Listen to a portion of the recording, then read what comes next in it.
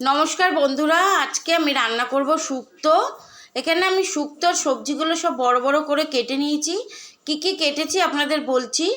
আলু, বেগুন, শিম, কাঁচকলা, রাঙা আলু, গাজর, পেঁপে, বড়ি নিয়েছি, সজনে ডাঁটা নিয়েছি, উচ্ছে নিয়েছি।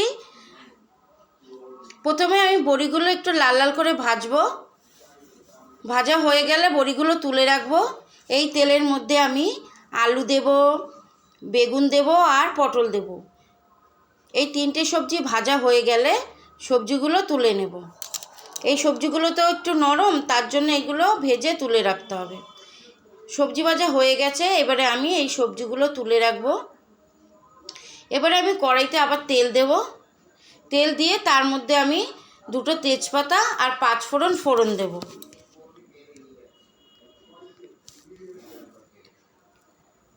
ফোড়ন দেওয়া হয়ে গেছে। এবারে আমি এর মধ্যে দেব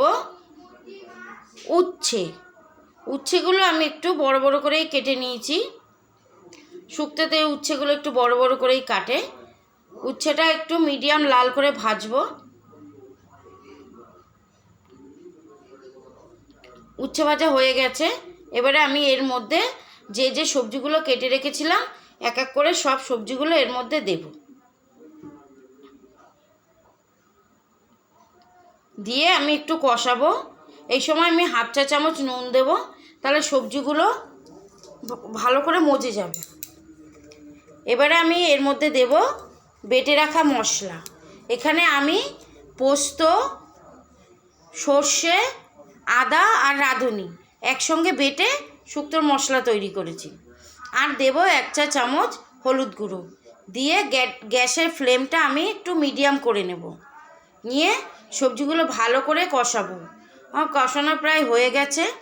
এবারে আমি এর মধ্যে দেব কিছুটা গরম জল।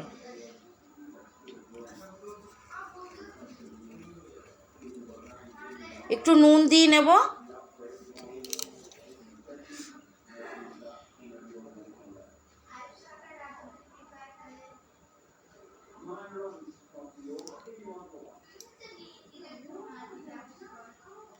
গরম জল দিয়ে আমি বেশ কিছুক্ষণ সবজিটা ফোটাবো।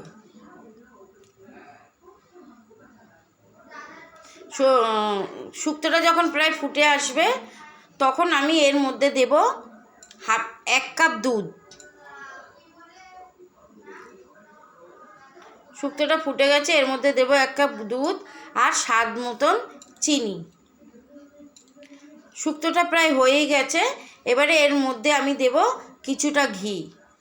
দিয়ে গ্যাসের ফ্লেমটা একটু মিডিয়াম করে নেব। নিয়ে আরও 5 মিনিট রান্না করব।